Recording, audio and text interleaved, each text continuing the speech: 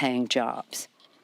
President Trump promised to drain the swamp, but he's turned it into a cesspool at the expense of the water our children drink, the air they breathe, the rights of America's consumers, the integrity of our American democracy, and the health and economic security of the American people. Democrats are here to offer a better deal for the people with better jobs, better wages, and a better future. Now I'm going to have to be excused because they have moved up the vote until now. So thank you. Or can you come back after the vote series to answer questions?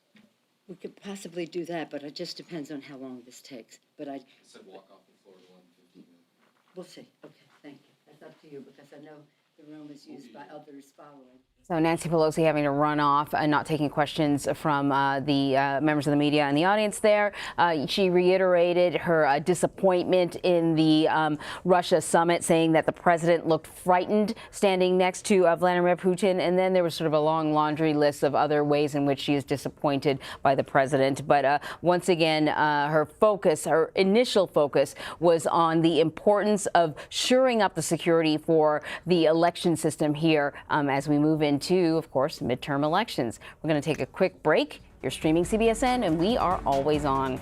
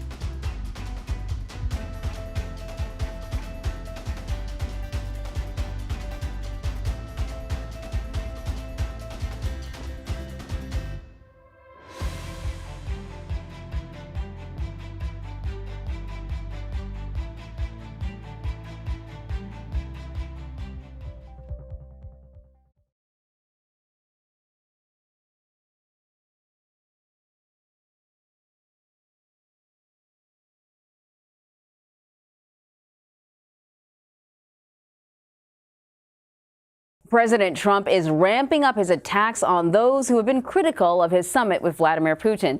Mr. Trump tweeted earlier today, calling his summit with Putin, quote, a great success, except with the real enemy of the people, the fake news media. The president also said that he now looks forward to a second meeting with President Putin. Republican Senator James Lankford of Oklahoma joins me now from Capitol Hill. He's a member of the Senate Intelligence Committee and also the Homeland Security and Governmental Affairs Committee. Thank you so much, Senator, for joining us. Glad to. So when the president spoke to Jeff Glor, he told him that he told Vladimir Putin in that summit, in that private one-on-one meeting, he told him to stop interfering with our election. He didn't mention that during the press conference. Do you wish he had said something publicly? Do you think he did enough? Well, we'll know in the days ahead whether he did enough, and I do wish he'd said something publicly. That was a good moment to be able to push back. He didn't choose to be able to do that. That reminds me much of what President Obama said when he said to President Putin in the past, knock it off, I think was the phrase that he used to be able to stop it.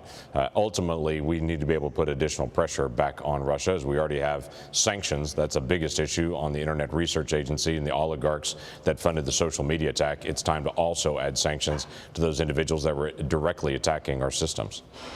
You know, the White House and the president have suggested on more than one occasion that there are other actors attempting to interfere in our elections. I want to play a little bit of sound for you, and then we'll talk afterwards. I accept our intelligence community's conclusion that Russia's meddling in the 2016 election took place. Could be other people also. There's a lot of people out there. We're aware of others that have made attempts, but I can't get into any of that here at this point. So you're a member of the Intelligence Committee. Are you aware of other actors attempting to meddle in the U.S. elections? Sure, there are other actors, but they're by far smaller than what the Russians are doing. There are other entities that try to be able to reach out and interfere with our elections at any time.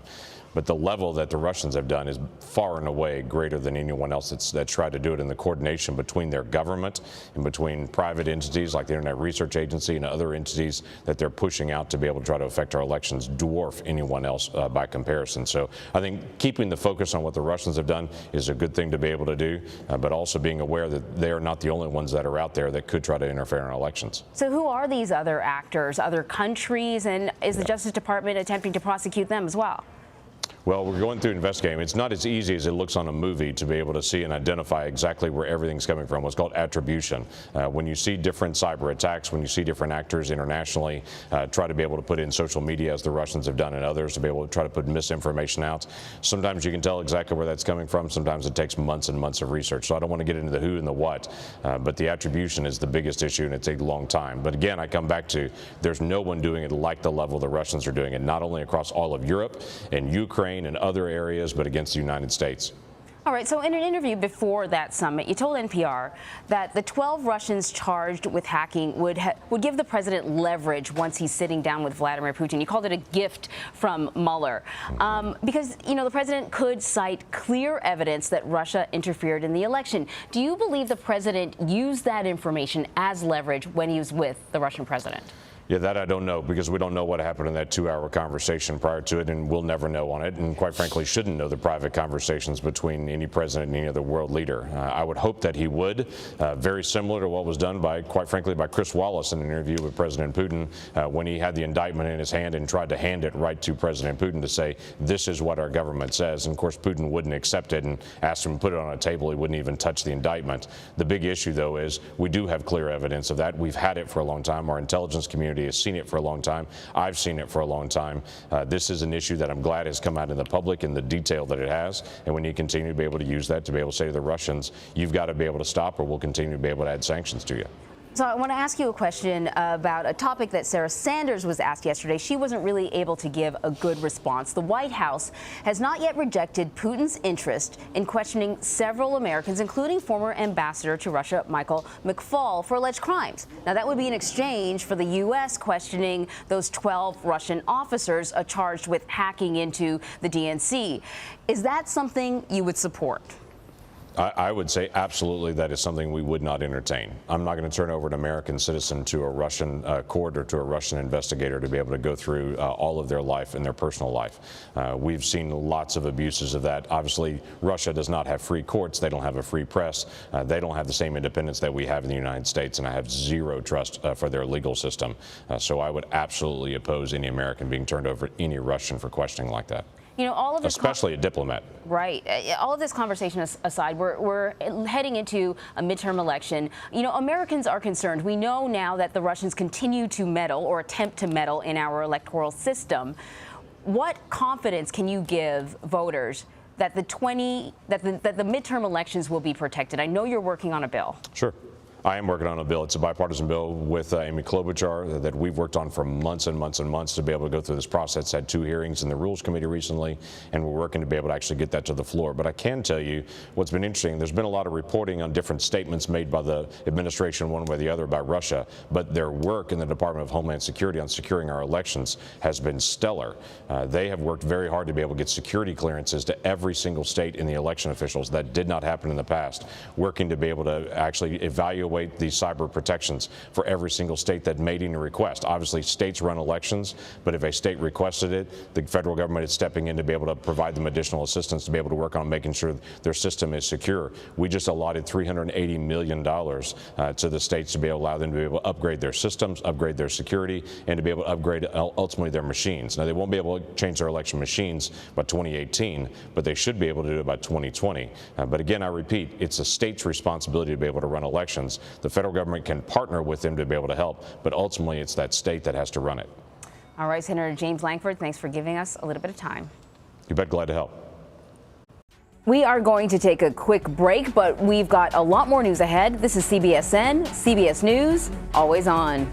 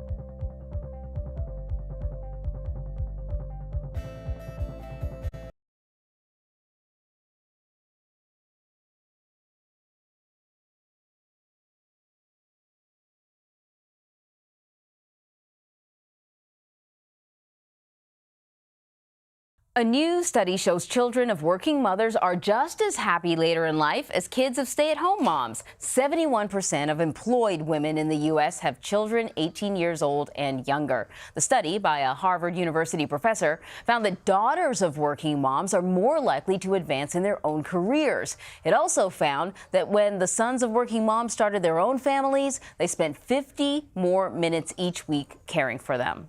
So stop feeling guilty, moms. A controversial new law in Arizona mandates who gets a divorced couple's frozen embryo.